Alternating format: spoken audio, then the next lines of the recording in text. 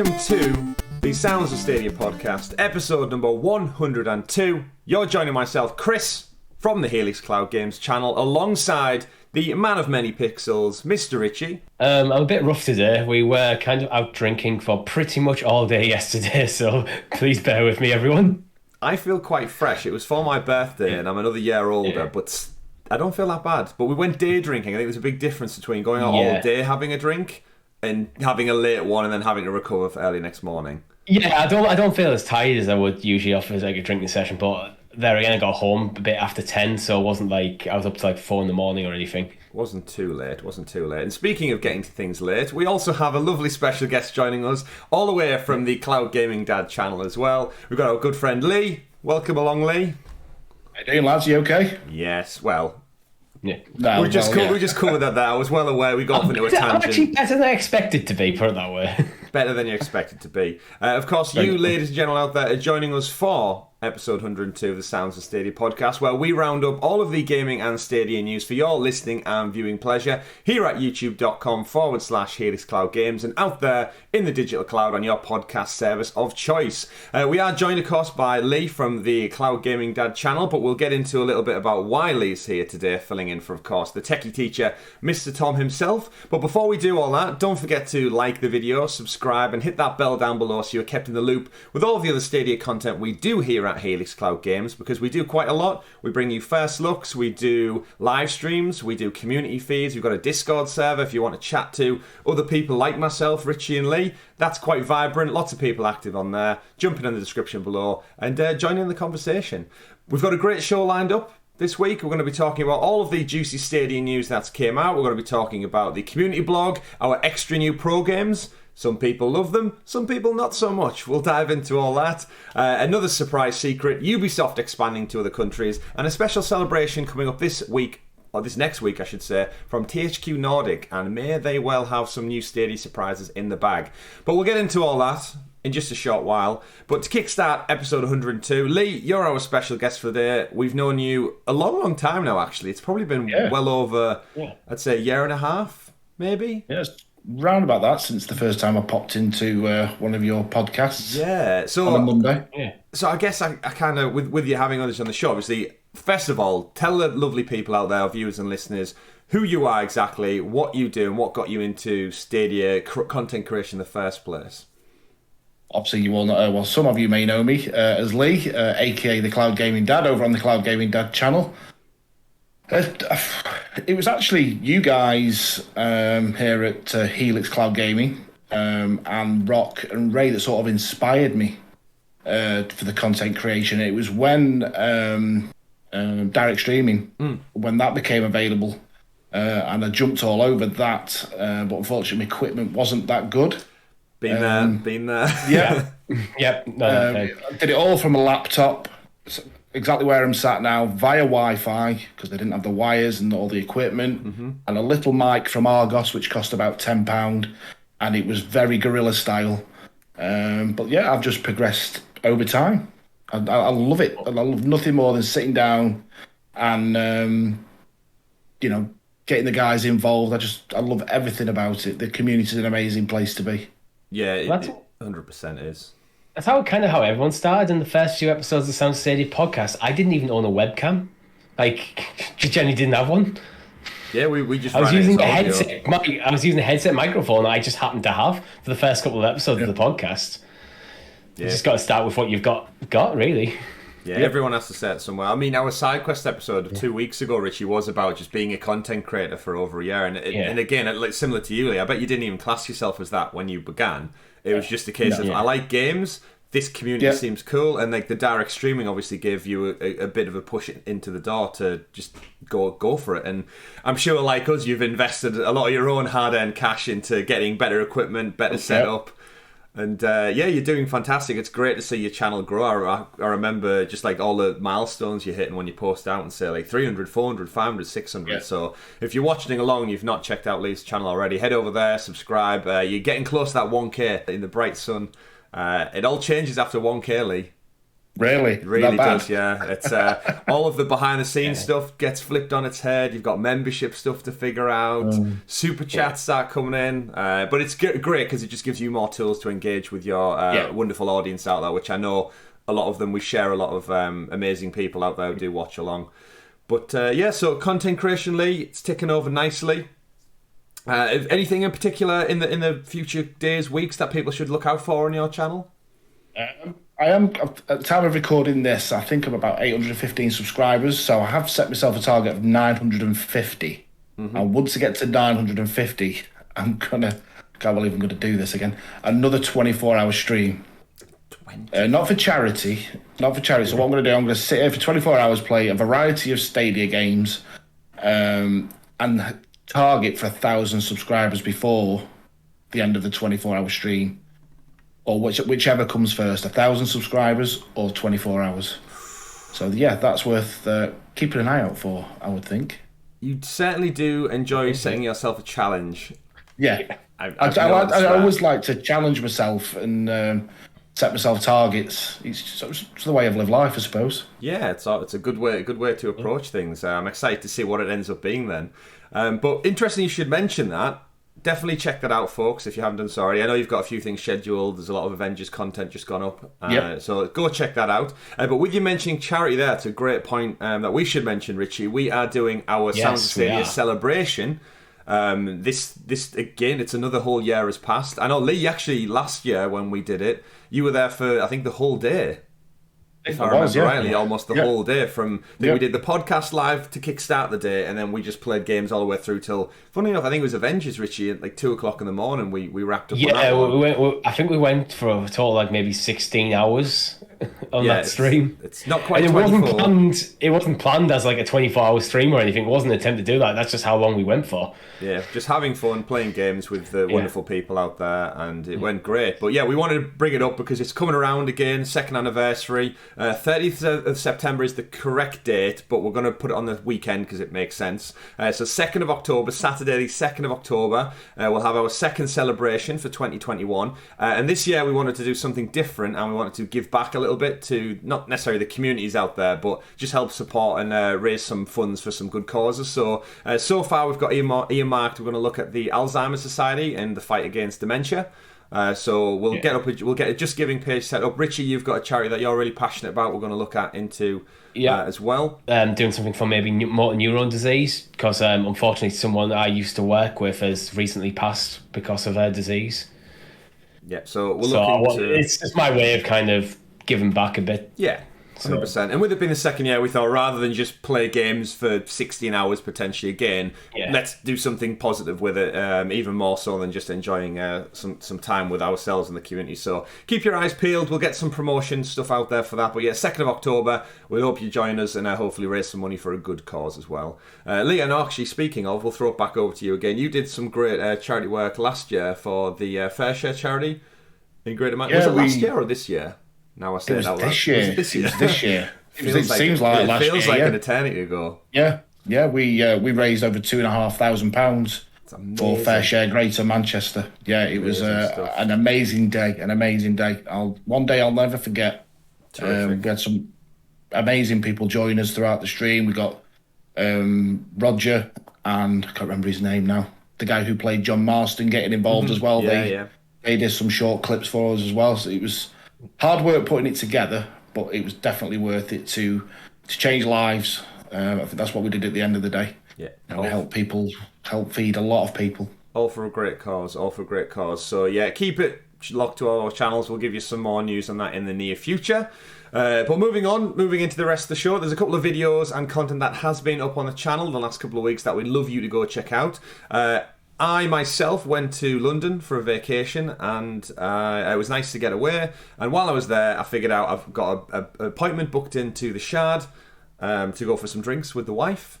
And while I was there, I had to ask for permission, of course, and say, do you mind, while we're at 800 feet in the air, can you just record me just playing video games for just a couple of minutes, just so I can fabricate this video together. Because again, Stadia, cloud gaming, it's all about the ability to play, in theory, anywhere where you have signal or decent connection. So what better place to check it out than 800 foot up in the air? So yes, I took along my Razer Kishi, a phone, and in between drinks and admiring the view, cracked it open, played a little bit of Destiny, a little bit of FIFA, a little bit of Avengers, and it ran fine, actually surprisingly well, overlooking the city of London, Tower Bridge, and all the sites below. So I have to specifically do a special shout out to my wife for the patience and allowing me to do that mid-holiday, of course, as well, when we're supposed to be living the high life, celebrating some time away from work and podcasting and everything. And I'd never live it down if I didn't say thanks. Yeah, literally he wouldn't, because literally she brought it up yesterday to make sure that he would. It's because I do vision drinks. I've got visions of you sat there going, love, while we're up here, 800 foot, I've got my Kishi with me. Could you just film me, please, for the channel? You know what? She was really understanding of it. She came up with some great ideas for like getting angles and what parts to record. And again, just putting up with me while I'm stood. We got about 4 or 5 different introductions. One at the Tower of London, overlooking the Shard across the river. I ended up ironically using just the self-held selfie cam that I did myself, but it's something about being on camera. It's so nerve-wracking still, even though I'm just recording it. When I watched the video, I was like, so you're doing the intro in the middle of the street. It's like, oh, that must be nerve-wracking. Just like the people walking by and like you're doing the whole content creator thing. It is, yeah. The first few takes we did outside of the Tower of London, and it was near the exit because it had the best view of the river and Tower Bridge and the Shard. And yeah, every time I'd get like 20 seconds into the introduction, a family would walk out of like Tower, like just on their own holiday. But it's like, now I'm conscious of them seeing me. I'm conscious of talking out loud and trying, like, being, I guess, a podcast person. I was like, I'm very self-conscious very, very quickly. And it's like, oh, scrap that take. We'll just keep going. You get in your head and you fumble your intro. Yeah, you slur your words and all this and that. But I got it done, and yeah, there was nothing. It was also trying to get out the Kishi and Stadia up at 800 foot, because, don't believe me wrong, at the top of the building, it's a very narrow floor space you're on, and there's a lot of people up there. So to try and find a little corner and like crack open this and open up FIFA, and everyone's going like, what's that guy doing over there? Because gaming isn't quite accepted as a universal thing to do in public yet, and obviously nobody carries their game consoles around. So I'm sat there playing FIFA, and there's these other kids who are up there with their mum and dad thinking, why the hell does he get to play FIFA and I have to sit here and be well behaved, enjoying the sights of London? I'm a child, I just want to do daft things. But great video, go check it out. It's only about 3 minutes long, but in a nutshell, Stadia works 800 foot plus up in the air. So I'd love anyone out there, tweet at us, comment, send us a video link if you managed to play Stadia at a higher height, because I feel safe and quite confident right now, guys, to say that I think I probably played it higher than anyone else has on this planet. Record. You got the world record for how high you can play Stadia. It won't work on a plane because you don't get signal up there, and the latency must be terrible. But in a capital city, 800 foot up, I'd love someone to prove me wrong. Like, I saw a couple of people tweet and say like there's a couple of places in Paris that'd love to try it out. But at this time, I'm gonna hold my hand up and say I don't think anyone's played it higher than me. That sounds like a challenge to any content creator. Any content creators watching this, that's the challenge. Do it. Can you play it at high altitude than Chris? It is cool marketing. It does. Like the fact I didn't have to lug a games console, a television, an Ethernet cable 800 foot up in the air to get that. I just took my phone, I took a Kishi, and I was able to play AAA titles literally in the cloud. So, where's the highest place you two have played Stadia, gents? It's impossible. It's my house. So there's quite a bit of a margin. So everyone watching out there. It's my house, so I have an extra fall than a lot of people, but it's probably my house. Blackpool's only an hour away from me, so I could go and try Blackpool Town. I'm not sure how high that is. Part of me thinks the Shard might be higher, but I don't know. And I actually did think, I said in the video as well, I said 1,000 foot because the Shard's over 1,000 foot tall, thinking that I was going to be at the very tip of the thing, out there blowing a gale. And realistically, the actual commercial area you're allowed in is only on the 72nd floor. Quite close to the top. High up into the lightning rod at the top of the building. Well, I didn't quite fancy being them idiot YouTubers who go out and like no cables or wires and climb parkour over the top of things and throw their lives away potentially just to get an Instagram shot. I'm a lot more, without pardon the pun, grounded than that. I'm not going to be doing that. Get arrested and kicked out of the building and all that. But Great video, nonetheless. It just goes to show you can play Stadia absolutely anywhere with very minimal tools and setup. So it's terrific. It's great. Flight Simulator would work great on a plane if Microsoft ever get xCloud sorted out with that up on their commercial flights. But aside from that video, Richie, you also opened up your own little big workshop this past Thursday. It's one of our pro games. How did you find that? Well, I found the secret to business is just to make rubber ducks. That's the only way to save off bankruptcy. Who knew? Who knew? How was the game? Well, yeah, I really enjoyed it. I really enjoyed the game. Like I haven't had a chance to play again because I've literally spent most of my time with you, Chris, since that recording or at work. But I will be playing more of it. Terrific stuff. Yeah, it's the one that I've not quite looked at yet. I opted to look at Ark Survival Evolved, which we will be talking about in just a short while. Before we move on, though, Lee, what have you been playing this week on Stadia? I've been playing a lot of Marvel Avengers. I did a playthrough on a Sunday night of the original Avengers content. And then when Black Panther came out, I played through that, and then I realised I've not played through the previous two either, so I've been playing through them as well, and I've just got the Hawkeye stuff to do now. So yeah, I've been plugging a lot of time into that as of late. Wonderful. Really enjoying it as well. Really enjoying it. Yeah, the Avengers one, it's again, I know we've went back and forth over this on the channel with us a few times, Richie, but I don't mind the grind on it because I'm just the little child inside of me that's playing a superhero game, forgoes all that, because I am Black Panther, I am Iron Man, I am Captain America, and I don't like... I feel like the game could even be more basic and I'd still be like, oh, I'm just smashing stuff up as a hero. Like, I'm down for that all day. And yeah, the Kate Bishop stuff, Lee, in particular, like the way she wields the katana and has the teleportation powers. Yeah. It's so seamless, and the archery in that game is quite decent anyway. So it's all round, I think she's a really great character. One of which I didn't know much about anyway, because she's not been in the MCU. No. She's not really been in the comics or the cartoons or anything that much. So... again, just more room, I think, to create a decent backstory for, and I think they do a good job. It was probably better they introduced her earlier rather than later down the line when she's kind of like the B-list characters. I think throwing her in early, then saving some of the big hitters for behind the scenes. Yeah, from what I've seen, I think she's a nice tie-in to introducing Hawkeye himself. Yeah, the way they've linked the stories. So from what I've seen, yeah, and we will be seeing more because my understanding is that we're getting a Hawkeye TV series on Disney Plus, and Kate Bishop is supposed to be one of the key tie-ins because I've seen they've definitely cast someone to play her in that. So not too long till we see all that, and I'm sure once she's out there in the MCU world, all of a sudden the in-game tie-in makes more sense because people know who she is. She's in pop culture. She's at the cinema. On TV, that kind of deal as well. So I think this week as well, on the 8th, the developers are releasing a roadmap of content coming on the 8th of September, so it's worth keeping an eye out for that. Definitely. All those PlayStation players out there may finally play with Spider-Man after a year, and I think the game's been out over a year now, right? It passed its anniversary. Yes, they're celebrating this week. It was the 4th of September, I think it was out. Now, as a little side topic then, imagine... how would you feel if you'd bought a game with the intention to play a specific exclusive part of the game and it's been over a year since you actually got what you've paid for, essentially? Like us waiting for FIFA, wasn't it? I mean, actually, that's a great comparison. Yeah, it would be like us waiting for certain things. Mafia, yes. I might as well mention Mafia while we're here. You've done it, Lee. You've brought Mafia up. We did finally get Ark Survival Evolved, of course, as a pro game, which we'll talk about in just a moment. Just a quick one on Mafia this week. I don't want to spend too long going on it. Mafia Definitive Edition Trilogy, 345 days since console release. Wow. We are coming up on that annual anniversary, and we're yet to hear a peep from Hangar 13, 2K, or the Stadia team. So maybe it is a year's exclusivity. If we pass one whole year and we said nothing more about it, it's... either way, that is what it is. Speaking of things that are not here or not real potentially, retcon ritual, Richie. We very rarely have retcon rituals on this show because we try and dig up the most factual things for the store, and we usually don't talk about any news that's not cemented in proof.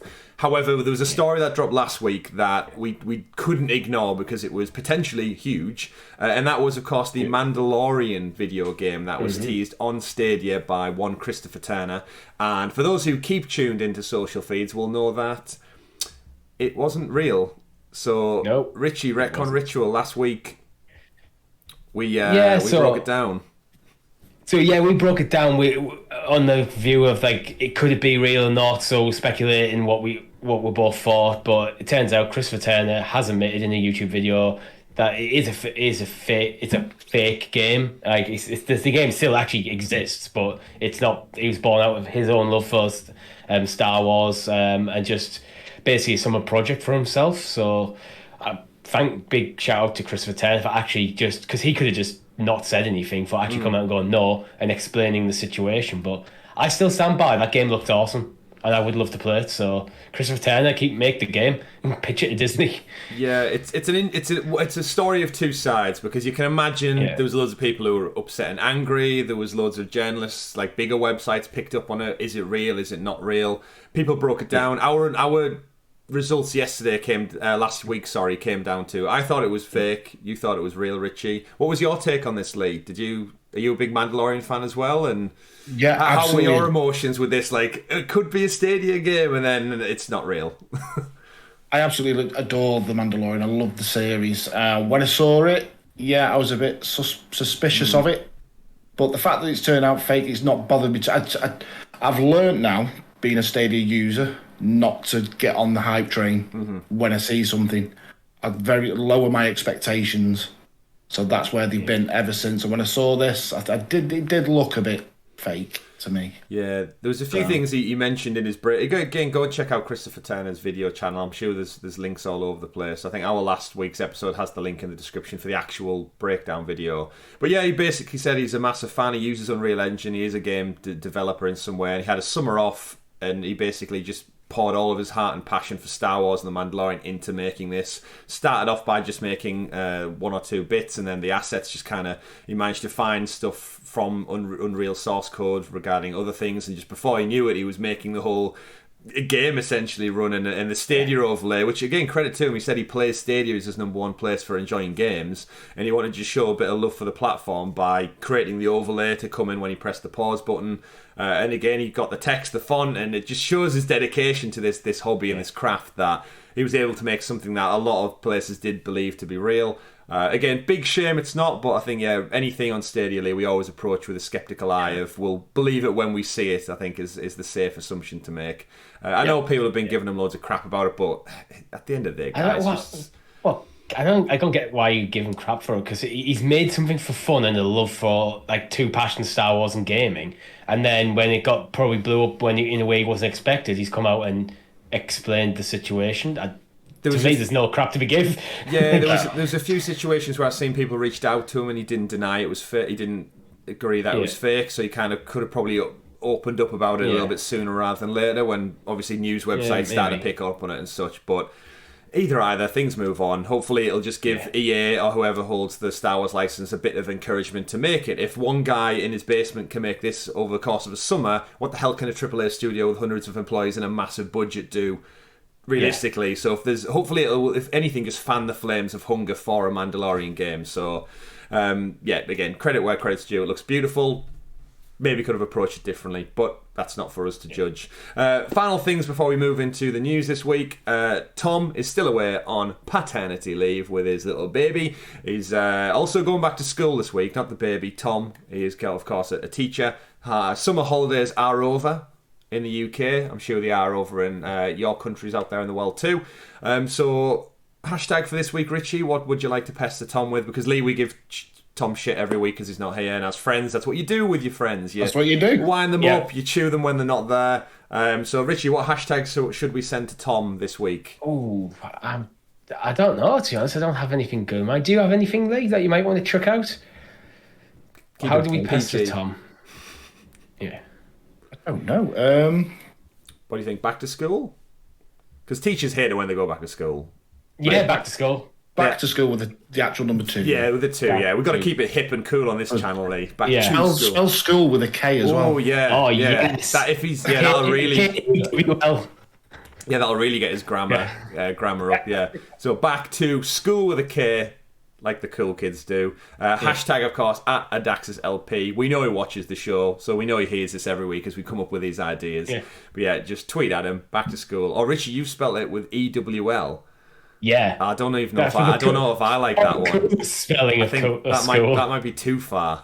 I think it's too far. Maybe too far, yeah. However you want. Spell it however you want. Either way, it's there to just wind Yeah. Tom up while he's on paternity leave, and goes back to school as well. Good luck with that, because of course, it's a crazy time to be in school right now. But we're that far away from that, and we're that far away from the end of this show. So Lee, as our guest, and in Tom's absence, it's time on tradition that our guests introduce us to the. It's time for the super sexy special Stadia story segment, aka the news. And it's been a great news week for Stadia, in and amongst Mandalorians being real or not real. We've also had a lot of stuff officially from the Stadia team, and we'll be breaking all that down right here, right now. So story number one, we got a community blog post dropped this week from the Stadia team, giving us some updates on some titles, some features, but more importantly, we got a nice surprise, gentlemen, of 2 new pro games, just out of nowhere.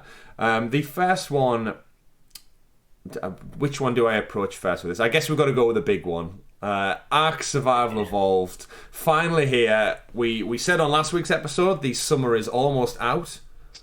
So what is it doing here? And we need to decide, essentially, what this game has done for the platform over the last couple of days, because I've seen a lot of people on the internet not too happy with the port. We've got a first look up on the channel. It's finally here, we should say that. It's available to claim, as promised, this summer after the delay. We've probably all got different takes and versions of it. We've all played different amounts. My first look is up on the channel right now for people to go check out.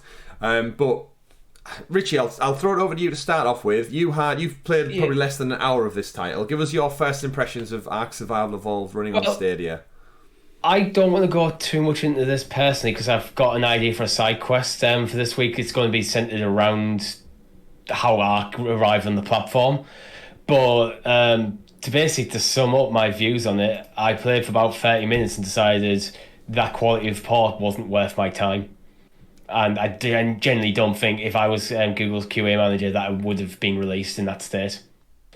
You can forget about like the draw distance and the lower graphical settings. It was the stuttering, and basically once a minute I'd just stutter, and it made the game basically unplayable. Like, I generally, if you're watching a movie and every 5 minutes it jumped forward 30 seconds, you wouldn't be happy with that. So I don't know why should accept that in games as well.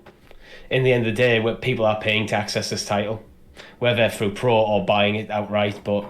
So that's basically my view. It's like, yeah, it's a great comparison to movies, because you don't really consider it that in that way. But yeah, we've all no doubt suffered through our lives with buffering and how frustrating it is for waiting for that extra bit of the movie to load up. So that essentially it's the same thing that's happening here. It's buffering the game, and it skips. You get the little skip ahead from it.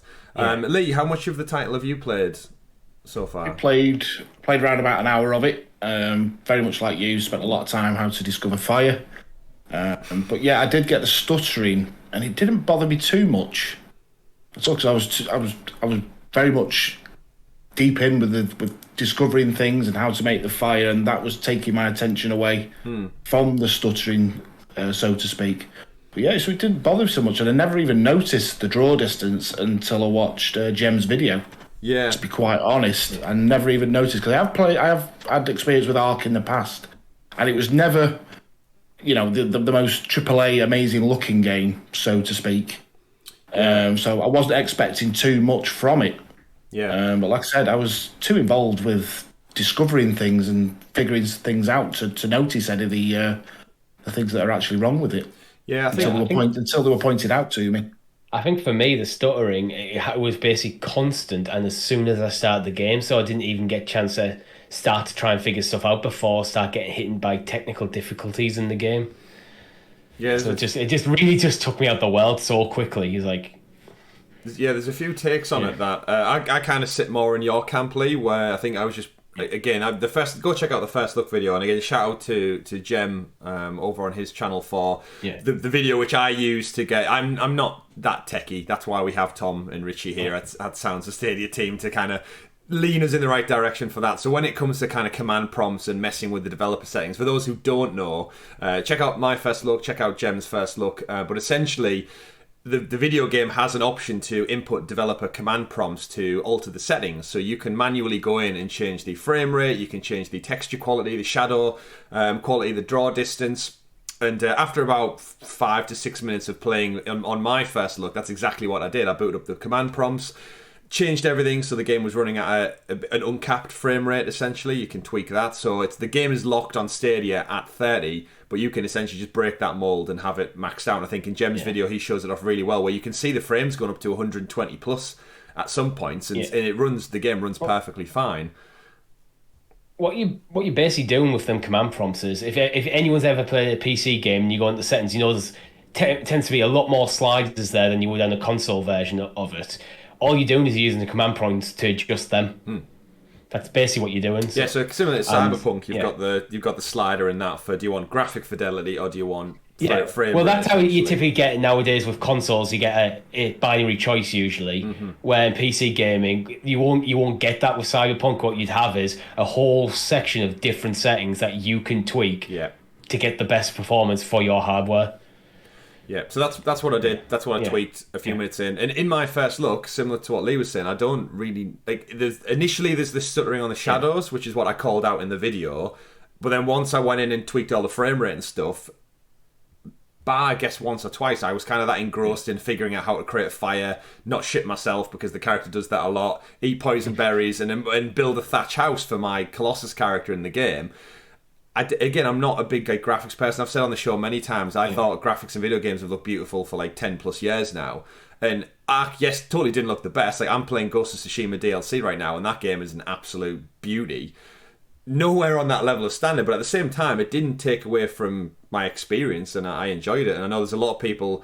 The problem with a lot of things, similar to what Lee, you mentioned a few minutes ago about Stadia, is because it's took so long, this game's almost been put up onto a pedestal, where now people are judging it probably more harshly than they ever would have done.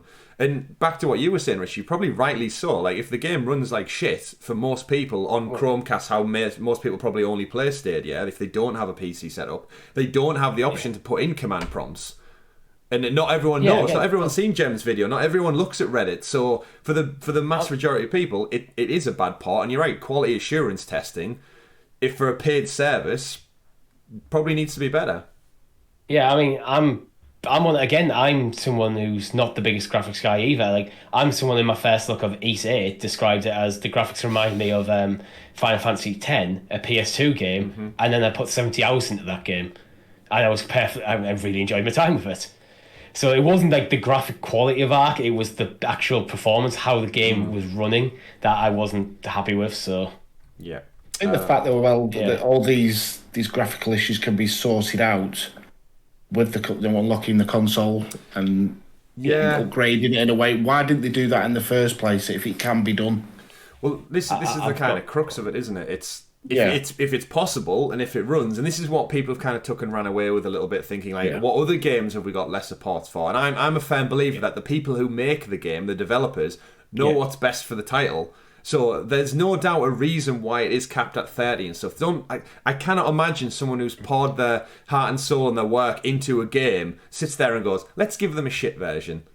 Let's give our audience a lesser version of what we can offer. So there's obviously a reason for it. You can't imagine us sat there saying, yes, let's sign off on this lesser version if there's not a definitive reason. Maybe it breaks the game an hour in if you have those settings on max. We don't know. We don't work at the team who makes the game. So I think we can't cast judgment without really knowing how the workings go. But back to Richie's point, it might have just needed more time in the oven. It already got delayed once. They may need to optimize it better, and hopefully it'll get a patch or two. But for those who are attacking devs and people in the Stadia community team and stuff, was you need to just grow up. That's not acceptable at all. I know the internet's a crazy place, but grow up, move on with your life. It's just a video game. But from a business and optics standpoint, it probably should be a better version, and I'm sure it'll get patched and stuff because that's what happens with video games. They get fixed over time. They're not a set in stone concrete thing, albeit the game is 6-year-old at this point still, so you'd like to think they've got it optimized a little bit better. But Ark never was a graphic fidelity powerhouse. But putting a pin in that one, gents, let's move it along. Let us know in the comments below if your first impressions of Ark. Have you enjoyed the game? Have you been let down by the frame rate drops? Do let us know. We love to hear your thoughts and opinions.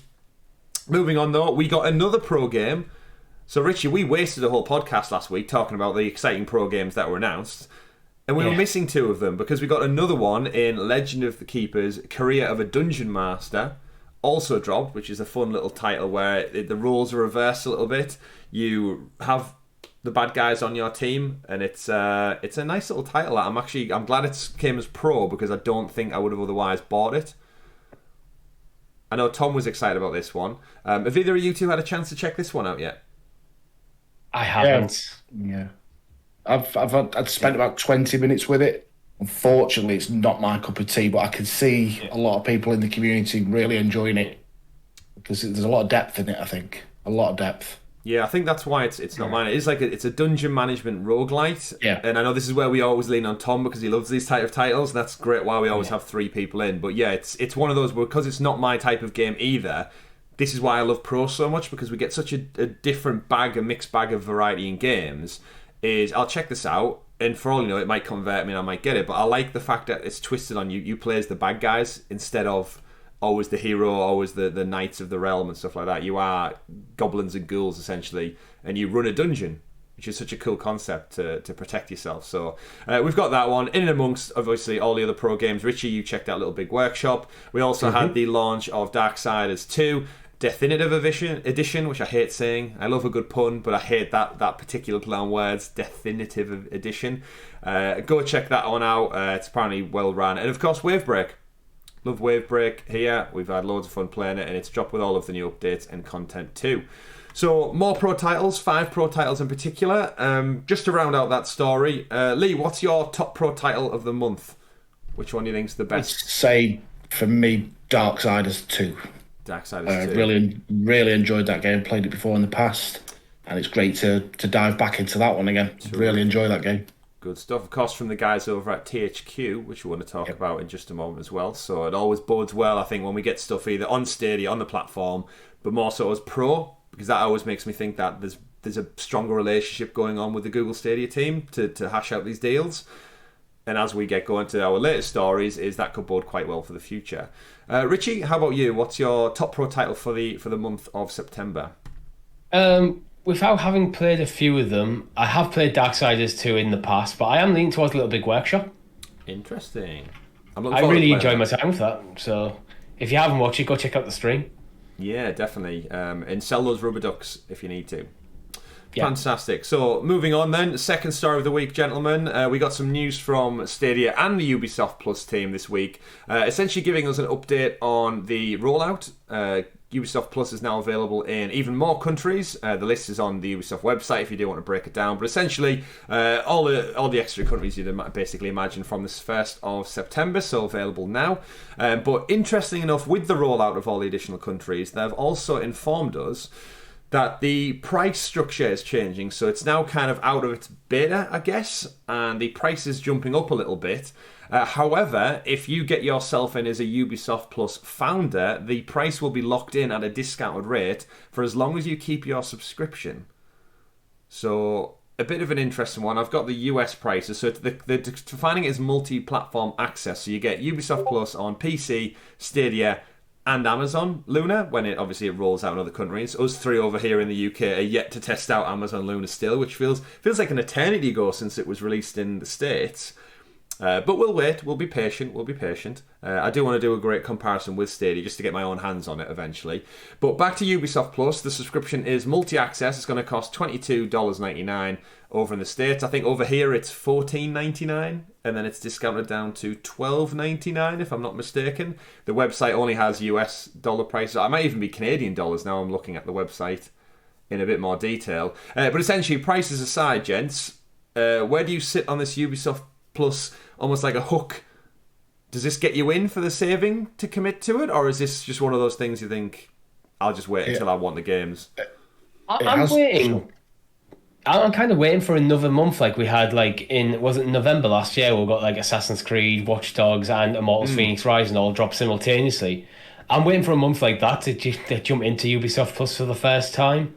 Because I've said multiple times across our shows, I was planning getting Ubisoft Plus for for Rainbow Six Siege, but then the price of Siege was pretty much the same price as Ubisoft Plus, so it made more sense for me to just buy the game.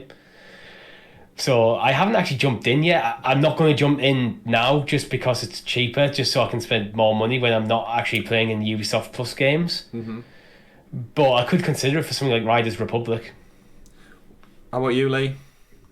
Yeah, I'm actually a subscriber to Ubisoft Plus, and the only reason I am a subscriber, because otherwise I don't think I would be, is because I'm a content creator. Just for all the extra bits and bobs that you get with it. I do own a lot of the games that are on there already, but it's the extra content that you get with the Assassin's Creeds, the Immortals, things like that I've been able to utilise and put on a stream. Yeah. So yeah, that's the only reason. And I actually nearly yesterday I went on the Ubisoft Plus website to cancel it. Mm-hmm.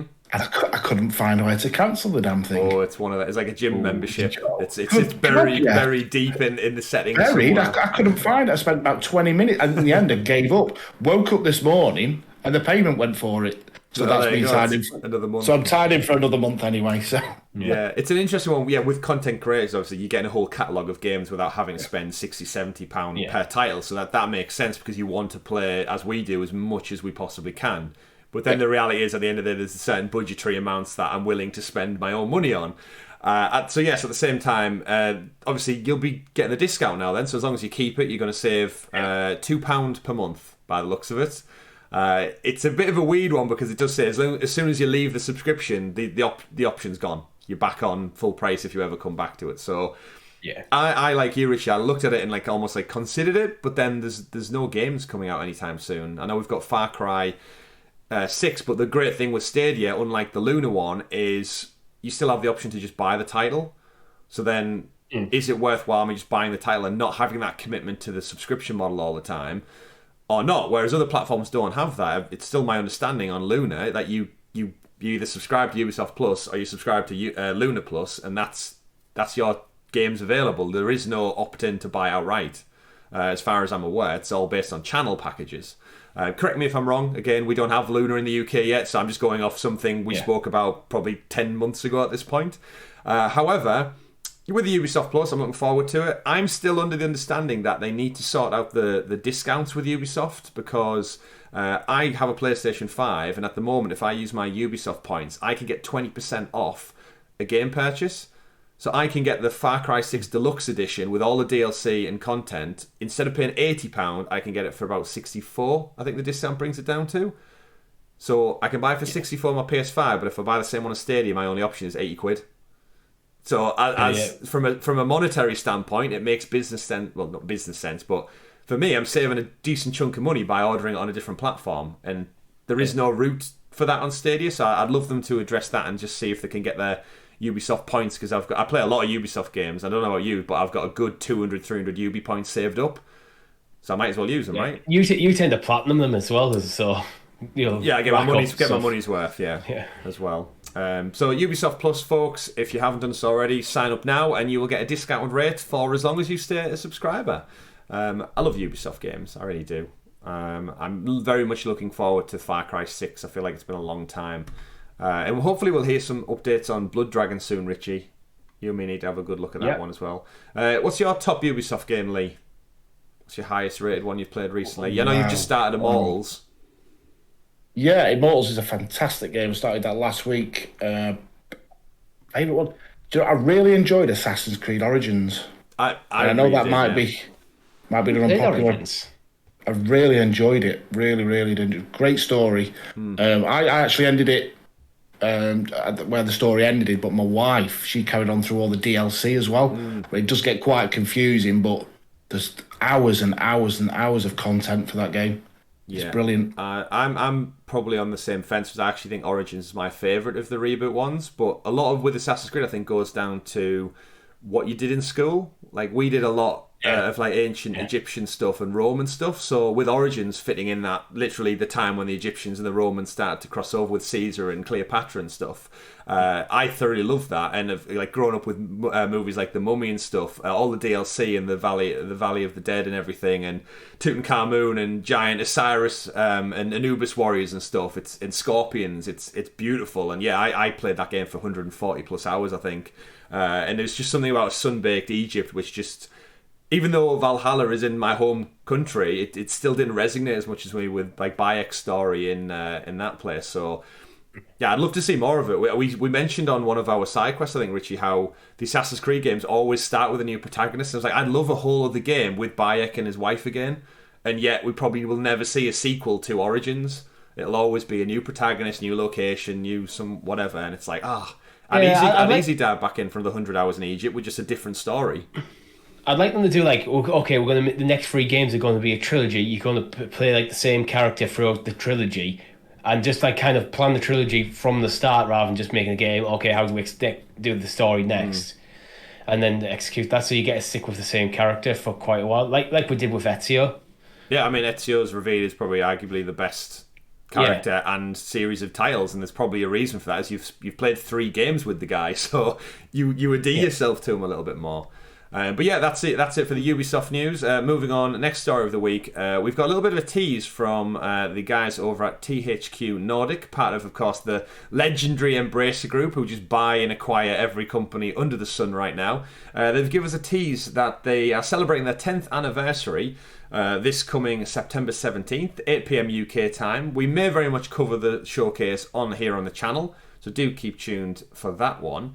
But they've came out and quoted that they are going to celebrate the 10th anniversary by announcing 6 new games, including new installments in legendary franchises, and of course that fans have been waiting for decades.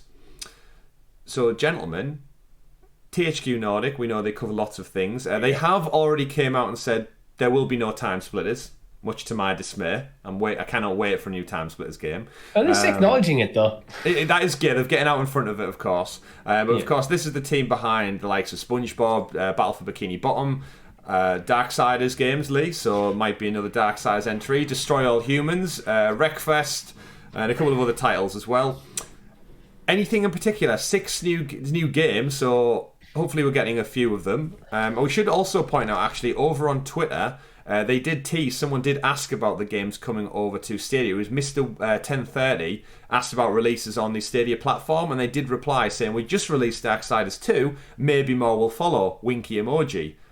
Now, I don't think a social media team would be allowed to say something that inclined if there wasn't something in the pipeline. So, 6 titles, gents. Any thoughts or any hopes of what THQ Nordic could bring? I'll throw it over to you, Richie, first. This is a difficult one, considering THQ Nordic. We know they're part of the Embrace Group, but THQ Nordic themselves are made up of 19 studios. Mm-hmm. That's a lot of different potential games it could be. I think a new Darksiders, potentially, because the article we're reading from Eurogamer specifically mentions the dev studio for Darksiders. I really don't know. I'd have to just dig into like what franchises THQ Nordic actually own, and that's like most of them. So yeah, they're not looking at the titles for me. There's like, I think we probably will get another Destroy All Humans. I do believe that if they did the remaster like last year, I think that's a testing the waters for if there's still an appetite for that type of title. And I think it sold quite well from what I recall. Same with SpongeBob. So I can imagine there's something new in the pipeline for that. And we do know we're getting Kronos. That's not Kronos Before the Ashes, sorry. That's one that I think might get a port. Lee, what about you? Any particular titles stand out from THQ that tickle your fancy? Outsiders 3, obviously. And there's one that's missing and I was hoping would be there. And it's a game called Red Faction. Oh, you're right. Back in the day. I love that game. First-person shooter, and you could one of the first games you could actually destroy the environment with those rocket launchers. And you could take several different paths through the map. And I was hoping that would be there, but no, like a remastered version. But not that. That could very be easily one of the things they're teasing, saying, something that people have been waiting for years.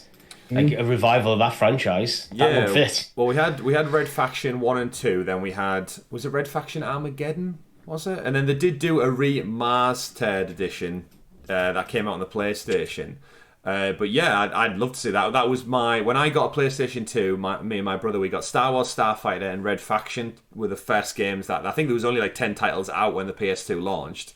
And that was the 2 we picked up, and we played that to hell, especially the multiplayer league. You saw about the destructible environments. There's that map where you both start off on a big concrete base on each side of a canyon. Yep. There's not really much there. It's a very, very small map, but you both start with rocket launchers, and you just go to town on each other. Oh, it's so fun. It's essentially Total Recall, the game, as well. You get yourself to Mars. There's a dig mining corporation going on, and it's a whole thing. But very, very beloved franchise for me. And it has been very, very dormant.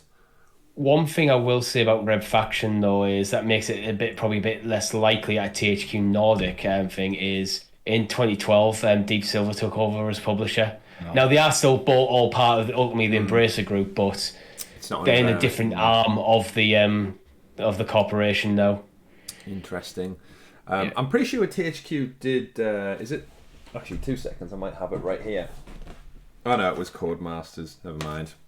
THQ also used to do the WWE or WWF series. Yeah, they did back in. Well. Could you imagine, Richie, after we covered it last week, saying 2K and WWE may not be getting along too well, and then next week THQ come out and go, guess who's doing the wrestling games again?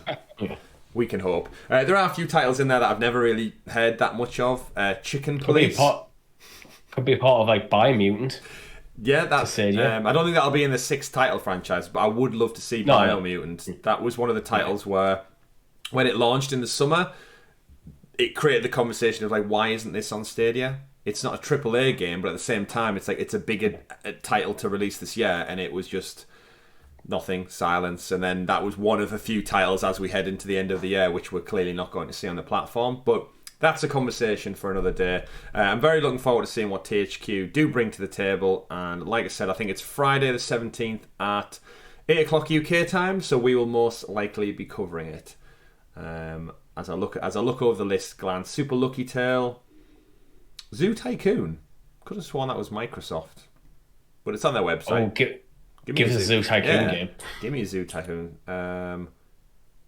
It might be like games they publish as well now, because they've got Quantum Break in here, and that was made by Remedy. Yeah. So either way, publishers and game developers, it's a crazy world out there.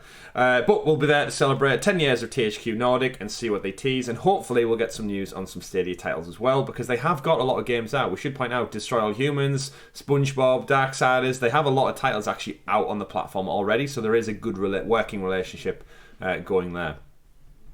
Right then, mixing things up a bit, let's step away from the games a little while. Gentlemen, you can now change your name on Stadia without getting in touch with the chat support team.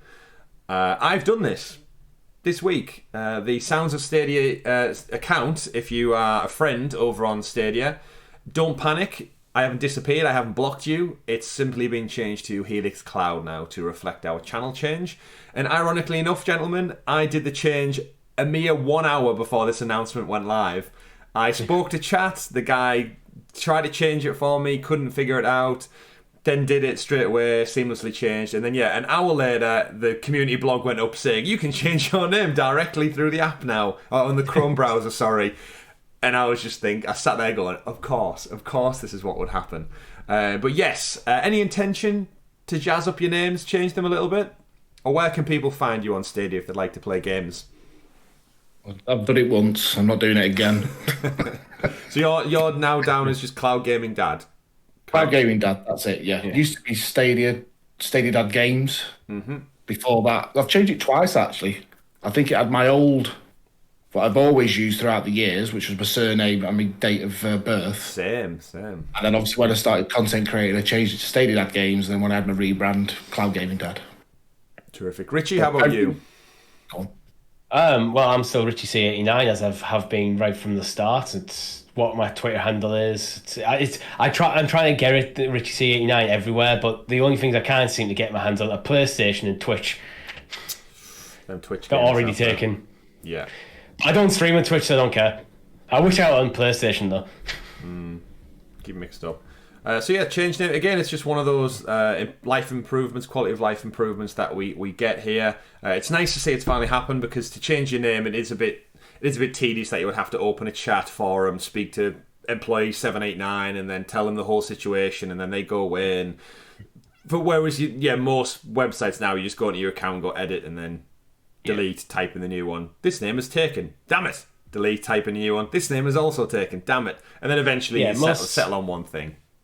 Most places have a separate account name and display name just for that reason, so you can easily change your display name whenever and however you want, which I'm guessing what this update is basically about, where the account name might be a bit more tricky.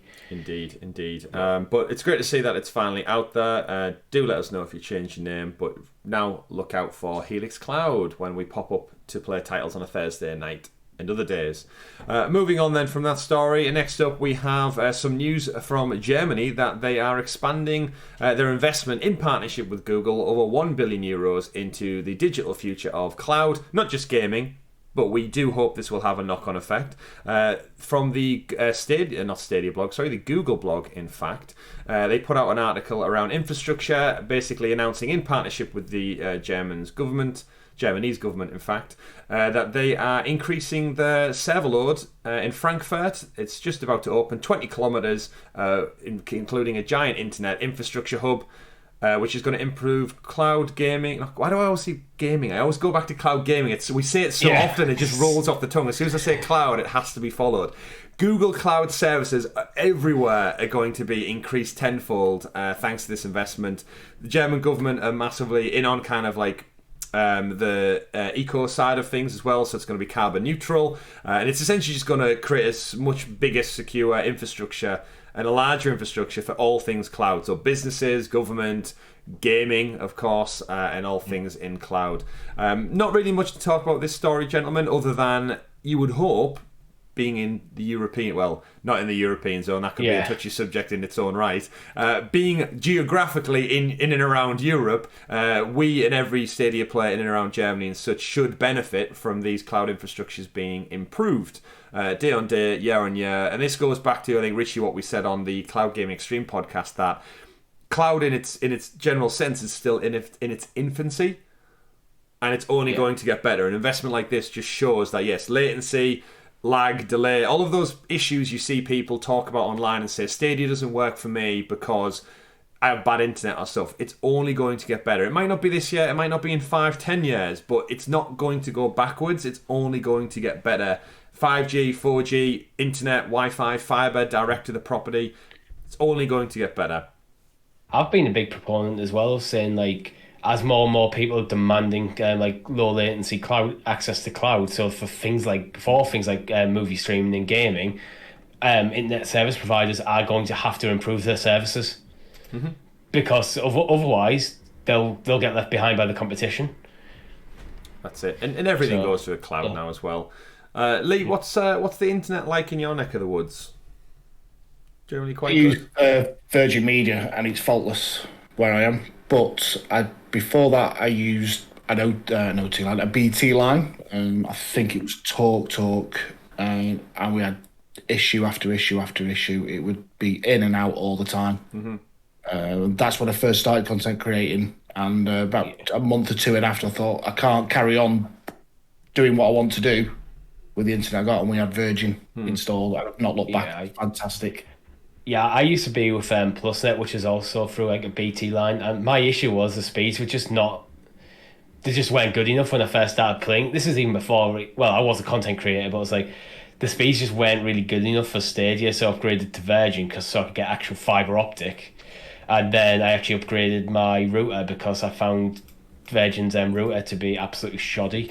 And as soon as I got my Google Wi-Fi set up, I haven't had an issue with Stadia at all. Where on the old Virgin one, I could barely play in my office, but I was fine anywhere else in the house. Which, considering this is where I make content, it was kind of a problem. Yeah, I had similar things with infrastructure. I think I've got Google Wi-Fi as well, and I won't look back from that because it's just set up the house better than it ever has been. But infrastructure aside, I can guarantee you that my internet is still 10 times better than it was 5 years ago. 10 times better than it was 10 years ago. So again, we know it's a use case basis wherever you are on the planet, different countries, different infrastructures and stuff. But the more investment that goes in, like this example in Germany, you've got to imagine every country and every government has these conversations about infrastructure, like global cloud infrastructure, as it becomes more pertinent for businesses, for technology, for consumers. It's only going to get better. There's always more money going into it. So it's just time. You might not be able to play Stadia just yet, But hell, if I can play at the top of the shard in 2021, what the hell will we be able to do in 2030, 2040, 2050? And beyond, which brings us to our next story, 2077, Cyberpunk specifically, just had an update recently. We skipped the story last week because we ran out of time, as we do. But I wanted to bring it up this week because there's a couple of titles in particular that are getting boosts. So the Cyberpunk devs, CD Projekt Red, have came out and just reiterated that there will be a next-gen Cyberpunk and a Witcher 3 next-gen update that will arrive this year. So they're definitely aiming for a date in late 2021. Which leads me to the question, I guess. It's in line with a couple of things, actually, gentlemen, because Little Nightmares 2 just also had a free enhanced edition that came out for PC, PS5 and Xbox. And also, I think there is another game, Assassin's Creed Odyssey, to throw it back to Ubisoft. That recently got a 60 frames support patch for next-gen consoles as well, so PS5 and Xbox. And in a nutshell, I wanted to kind of bulk all these stories together, gents, because where does this leave Stadia in the conversation with... We've covered it a few times, or is it next-gen, is it middle of the road, is it last-gen still? But as these games get these new iterations, it leaves me questioning, do we see this improvement put into the Stadia ports? Cyberpunk runs fantastic on Stadia, but are we now just going to be left behind with that's the port, that's what you're getting? Or will we see these next-gen updates come in line with other consoles? Little Nightmares 2, free enhanced edition for everyone else who bought the game, but why, as the consumer on Stadia, do we not get the same benefits as other consumers who paid the exact same price, unless they got it free and pro, of course? You get what I'm getting at. It's like, how many games are going to get updates and we just, as Stadia users, we just get left with the scraps of what we got initially? Well, I think some of it could be what Stadia, like what technology Stadia supports at the moment. For example, one of the big ones I pulled out from Little Nightmares 2, one of the big improvements is going to be ray tracing. Stadia currently doesn't support ray tracing. So until they actually support it, then that might be why the Little Nightmares devs looked at and went, well, this platform doesn't support the technology we're implementing, therefore we just can't do it on that platform. With the CG Projekt Red stuff, which are free, not currently on the platform. I'd love to see it come. I am probably going to play it again with the next gen update, and I probably will play it on PS5, even if it comes to Stadia, because it's a free update and I already own the game, so I'm not going to just buy the game again. But with Cyberpunk again, it might just be a case of, I mean, with the Cyberpunk, it could come. It might just not have been mentioned in the article. We've seen that's happened before with Stadia, but I think a lot of this can actually just come down to Google Stadia themselves going, no, we want to have that upgrade on our platform. Because I don't think a lot of devs, they're going to look at the PlayStation and the Xbox as higher priority than Stadia, just because there's a bigger install base. So it's the similar argument to like what games are coming to the platform. Google have got a budget for Stadia and they'll spend it how they see fit. It's what we talked about last week on SideQuest. Yeah, great point. I guess with some of the ports, it's some like Stadia, we usually under the impression that they get the PC variant. So if they're updating it there, it should just transition across. But you never know. I think it's just weird that you read, like, within the space of 2 weeks, there's 3 stories there about basically better versions of the game being given to a different audience who they're not any lesser than the people on this platform, but the way it sometimes feels is that, you're getting again, Ark was a prime example, you're getting an inferior version, but you're paying the same price. So, Lee, how about you? There's 3 titles here. You've probably played all of them, as far as I'm aware. What do you think? Witcher 3... I'd be done. I'd be so happy if that came to the platform. But I look at it the way as Stadia like to play the cards close to the chest. We all know that. And they very rarely talk about what's coming or what possibly do with the platform. It's been mentioned in the past about possible upgrades, but in certain interviews. So time will tell. And like I've said, my expectations, I keep them right down now. I squash them right down. So time will tell. Time will tell. Yeah, it's a good place to be. I would also like to echo that The Witcher 3 would be amazing on this platform. And with it getting a next gen port and with Cyberpunk running so well on Stadia, I really do have that just like gut feeling that come the end of this year, we could get a surprise announcement for it. But we are all just waiting. That's the weird thing. Like, I still stand by. I think Stadia is probably the best place outside of top end PC to play Cyberpunk. Now, maybe I'm not sure how it would perform on like PS5 and Xbox Series X, but at launch, Stadia was definitely the best place, unless you had a top end gaming PC, to play that game. You also add as well, we are getting what is called the next gen version of FIFA 22. Whether that be the technology, whether it be the technology that it runs with, or graphically, if it'll match the PS5 or the Xbox Series version, I don't know. But we are getting the next gen version of that. So, yeah, it's one of those where I think as we kind of creep up on Stadia's 2-year anniversary, which is only two short months away now in November, it's surprising they've not. I say surprising. What point will they have to address that? Now, PlayStation 5 and Xbox Series X have been out in the wild for coming up a year nearly themselves, believe it or not. At what point do they come out and address and say, actually, we are capable of competing because everything's done behind the scenes, it's all server-side. We've been upgrading them for the last 2 years. And I know some people are like, well, why should they come out and announce it? It's because it's a competitive market. And if you can't show that you're keeping up with your competition, you're not very competitive, and to succeed, you need to be competitive in a consumer business marketplace. You can't just create your product and then let it sit on the shelf while everyone iterates and improves. You need to keep in the game. And I would just love them to come out and say, yeah, the last year we've been working hard to improve server blades. Ray tracing will go live later this year on all these exciting titles that you've already have and some that are still yet to come. But just radio silence, I just don't think does much for them. But I'm still waiting for that day they go, right, we've got the budget signed off for the next fiscal year. We've got this list of titles signed off. We're working with all these exciting new devs. The future looks bright. And all I can see is like articles of Cyberpunk improved on PS5. Little Nightmares free patch upgrade on Xbox. Assassin's Creed Odyssey running better than ever on XYZ. And we don't hear anything. And I just think it's a communication disconnect sometimes that could be improved upon. But like I said, Lee, time will tell, and I'd love to see The Witcher come to the platform by the end of the year. Because CD Projekt Red must love Stadia at this point, knowing how well their game runs. But speaking of games and titles, moving on to one of our final stories of the week. PlayerUnknown has moved away from the PlayerUnknown studio who made PUBG. So Brendan Green, who's the actual creator of PUBG, he's left his parent company Krafton, who were working on PUBG Productions, we should say. He set up his own business to make his own games, and it's going to be called PUBG Special Projects, which I wish they'd just get away with from the PUBG names. Calling everything PUBG this and PUBG that just creates convoluted. What would we say a few weeks ago, Richie? The new name for the game is technically PUBG. PlayerUnknown's Battlegrounds. Yeah, because the way the marketing branding works is PlayerUnknown's Battlegrounds. Either way, PUBG Special Projects is going to be a new Amsterdam division, and he's going to be working on a new project called codenamed Prologue. Prologue's something he's reported to have already been working on under at Krafton, so it seems like he set up a new studio to work on that. So although and Krafton actually own a share in PlayerUnknown Productions, so he's kind of left, but also still working with them quite closely, and they have a literal stake in his business. So there's some seed money. Go create something, see if you can capture lightning in a bottle once again. Because he did say he's very grateful for everyone at PUBG and Krafton for helping him take a chance on opportunities. But it is weird that he's still kind of funded by them in a shareholder way.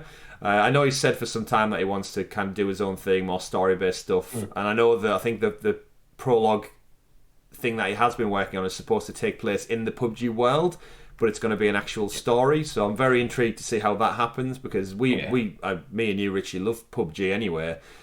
But I couldn't imagine. I don't know where my interest levels sit with playing a campaign in that world. Yeah, I've never played that game for. You know what this game needs? A story. I never think that way with PUBG, do you? No, PUBG. It's just it is what it is. It's a battle royale. Everyone drops into the island, and goes and kills each other. It's good fun, but it's straight to the point pretty much, and then you usually die before you get a chance to think about a story. But either way, we'll keep an eye on that one. Hopefully the relationship with Stadia stays alive and well as he goes off and does his own thing too. Moving on, we've got the final two stories of the week. Orcs Must Die 3 has just had a big update, so if you're still playing that title, it's had loads of patches, dropped some big changes, introducing new modes, new achievements. There's a whole list of patch notes over with our friends at StadiaSource.com if you want a full breakdown. Richie, we really enjoyed this game. Lee, while we've got you here, what was your take on Orcs Must Die 3? It seems like it'd be right up your street for a bit of fun. I've streamed it before in the past with a couple of guys in the community. It'd be better you could have a lot more players on it. Yeah, that was basically our take. Because like, it's great fun, but you're locked to 2. Even if it's opened up to 4 players. 4, if possible 8. 8 would be amazing. Yeah, that'd be brilliant. It is, even if it wasn't everything, it was just certain game modes. So we'll create some new maps specifically aimed at 8 players. Yeah.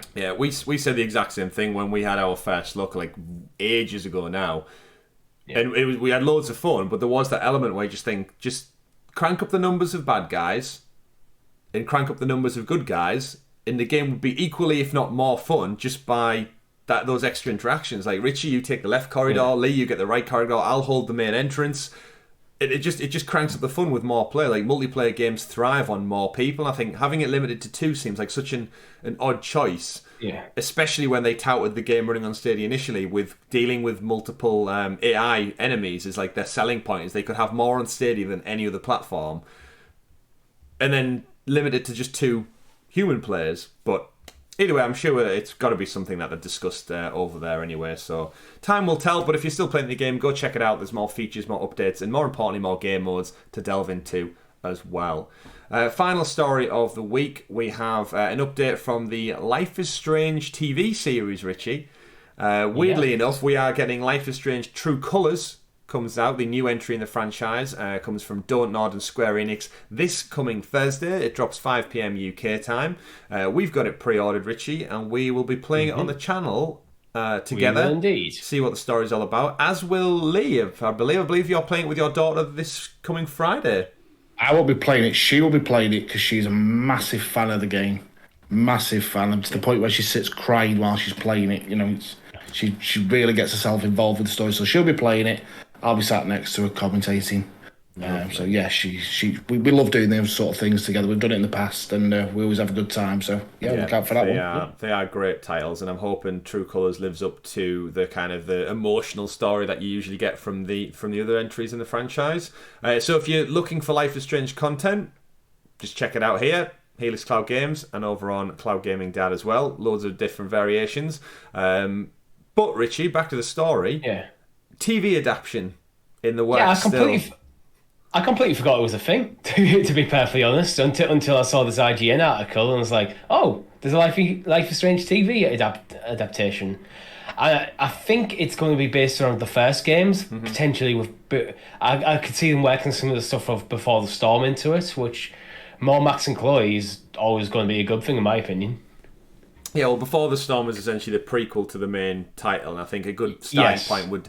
It seems almost like perfect to just cast the characters and tell almost the exact same story, because it's such a good story in the original game. And we should point out, remember, one of your pro games for September would have been Life is Strange Remastered if it hadn't been delayed until 2022. So there's kind of a whole other conversation around, would we have got 6 pro games if not? Or do we think... I mean, not Ark, as we knew we were getting that. Do we think Legends of Keepers was a filler? Or do you think we would have got 6? We might have got 6, to be honest. It's entirely possible. But with Legends of Keepers being almost a shadow drop as a pro game, when it was literally the pro games were announced a couple of days after the blog announced, and we suddenly had extra games, I could see it just going, we need something else. That Legend of Keepers might have been slated for next month or something and just brought it forward. Interesting. Any particular actors, actresses that you'd pigeonhole for Life is Strange, the TV show? You're asking the wrong person for this. Lee, how about you? Yeah. You're asking the wrong person. For me personally, I can't. We've all played the story. We all took our own paths, chosen our own dialogue for this. So I'm very interested to see how they're going to do it. Because I'm actually replaying it on PlayStation now. I started the other night. The game itself is like watching a TV series. It's the way it's broke up. It's set up in episodes, isn't it? Yeah. So I'm very intrigued how they're going to do this. If it appears on Netflix, are they going to involve that sort of interactiveness with your remote? You know, can you pick different? Are they going to film different dialogue, etc., different paths you can take? Well, you think they could do that? Yeah. Well, for me, I think when it goes back to the actors, I think Life is Strange is almost, although technically it's not an indie game, it's made by Square Enix. It always has that a bit of an indie feel, everything from like the music to just the style of game. So I'd like them to take a chance on like some lesser known actors and actresses, like instead of going for safe big names, to give other people a chance. Yeah. Netflix tends to do that though. Look at Stranger Things. We never knew any of those guys before they hit us with that series. Well, same for a lot of the cast of Game of Thrones. Like, you obviously got people like Sean Bean, who's well known, but a lot of the casts, like, no one who knew who Kit Harington was before Game of Thrones. So that's very true, and they're all mega superstars now. So whatever can be able to see. Now. Well, yeah, that as well. I do agree. I think maybe some lesser known actors and actresses, up and coming ones. I think because the audience is quite young anyway, you're not going to be able to get Scarlett Johansson in to play any of these characters when she's not quite a teenager in school anymore. So I think it leaves the door open for that. And again, it probably keeps the budget down as well. I can't imagine all these game industries that are trying to branch out and make television and movies, they're not all going to land the same budget that like HBO is giving The Last of Us TV series, where it's like 150 million per episode or something like that. So it's keep it on the down low. I think it might be competitive for some of the characters because they're all very well written, even some of like the side characters. So I think if you're like an upcoming actor, actress, you better be looking at it and go, you know what? He's some well-written characters, an awesome story. I can make my mark here. Yeah, it's very interesting to think about the transition from game to TV and movie. Just if you're an actor or an actress doing the research for the role, like imagine being Pedro Pascal going into doing The Last of Us now, and you could literally play the whole game series and get such a rich, detailed feel for the character you're about to play, as opposed to read a book or read just a script. Like, it must give you a whole different dynamic for the approach of the world and the feeling and the emotions you put into your kind of take on the character. I can see it both ways. In some ways, when the character's well established as an actor and actress, you're looking at the character and go, this is how the character is, this is how people expect it. Where if it's a completely new character, you go, I can put my take on this character. Very true. Did either of you see the Leon Kennedy reveals for the Resident Evil series this last week? They put out some still images of Jill and Leon, and because Leon doesn't have like a blonde swoop over and he's got a bit of a goatee, everyone's like, it's not Leon, that's ridiculous. It's one still image of one character, but because he doesn't, like you said, Richie, doesn't look like his video game counterpart, there's like a whole side of the internet now kicking off saying terrible casting, he's rubbish in the role. It's like, you've not even seen him act yet, you've just seen one still image of him holding a gun and his hair's not right. So it's like, there is like kind of counterproductive things that come with that, but I guess we'll see. We're not far off the Resident Evil series. I think it's penciled in for this Halloween, so not too far to go, and hopefully we'll see some news about Resident Evil. I forgot the name now. What's the deal? What's the separate game mode we were supposed to get with Village and it got delayed? God. Question. Resident Evil I can't remember. Reverse. That's it. Yeah. Wow, people are going to forget about that. It's going to be a shadow drop and no one's going to... Well, we clearly forgot about it. Oh, there's proof. But what you will not forget about, ladies and gentlemen, is to click like on the video, subscribe down below, and click that bell so you're kept in the loop with all things Sounds of Stadia podcast and Helix Cloud Games, because we do more than just a podcast every week. We also bring you live streams, Let's Plays, First Looks, Discord community chat, all in the description below if you want to check out more of the channel. Of course, very special thanks to our lovely guest Lee from CloudGamingDad channel. Lee, before we wrap up the show, do tell the lovely people out there where they can find you on Twitter and what your channel is up to this coming week. Just give them a little reminder. You can catch me on Twitter at CloudGamingDad, and you can catch me over on YouTube at the CloudGamingDad every Wednesday, Friday and Sunday at 9 PM. Wednesdays, we do the A to Z of Google Stadia. This week we're about to hit H, and we'll be playing Human Fall Flat and Hotline Miami. Friday, the Late Stadia show has been put to bed for a few weeks, just giving it a bit of a rest, while I've got a few things in the pipeline, and we're going to be calling that the Friday Stadia Club. So keep your eye out for that at 9 PM. And on Sundays, I'm doing the Immortals Phoenix playthrough, yes, and all at 9 PM. Terrific. So if you are lacking Stadia content in your life, go check out Lee's channel. Keep it locked to our channel. There's more stuff dropping every single day. Don't forget to go check out our videos that we've got up. Richie plays Little Big Workshop, creates his own shop selling rubber ducks this past Thursday. I went up to the top of the shard and played games higher than anyone in this entire planet has before. Unless you beat me, let me know in the comments down below. And don't forget to follow our Twitter feed at Helix Cloud Games, so you are kept up to date with our charity sponsor stream we're doing in celebration of our 2nd anniversary this upcoming Saturday, 2nd of October, where we're going to be doing stuff for multiple charities and hopefully raising some cash for a much needed good cause. That is all the news we have for the week. Thank you once again, Lee, special guest. Great having you on the show, buddy. We've wanted to do it for some time, and I'm glad we finally got you on. So thank you very much. Richie, we're about to go away and record Sounds of Stadia SideQuest, which is our episode. Well, it's Helix Cloud Gaming SideQuest now. Whatever. It's got SideQuest in the title. It's in the link. SideQuest, yeah. I knew as soon as I started saying that, I'd said it wrong, but I didn't think you would say anything.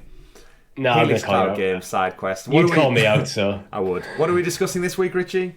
As I alluded to earlier in the show, because with Ark coming to Stadia in a bit of state, I wanted to talk about quality control on Google Stadia. Interesting one. And do remember, folks, if you want that content a little bit earlier, you can get it up to 6 days, in fact, every Sunday after we record the episode by clicking join on the YouTube channel below. From as little as 99 pence, you can support us a little bit further. Join the Helix Club. Special badges next to your name, special access to stickers in the chat, and exclusive early access to some of our content. There is actually a video still up for members, Richie, we should point out, where we played a little quiz game with them as part of our 100 episodes celebration stream, where people had to guess the Stadia game by zoomed in screenshots, and you got 5 points and 4 points, 3 points, 2 points for every zoomed out version of the shot we played. It was really fun. We had pizza, we had beers. If you're a member, you get access to that video right now, but all of our content does eventually go on free feed, so do not worry if you don't have the spare change to send our way. Keep it in your pocket and it'll drop free eventually on the channel. That's it for the roundup. Hope you have a great week, everyone. Mine has been Chris. I've been Richie. Lee. We've been Helix Cloud Games, bringing you the Sounds of Stadia podcast. Take care, everyone. Have a great week. We'll see you for the next one. Game on. Goodbye.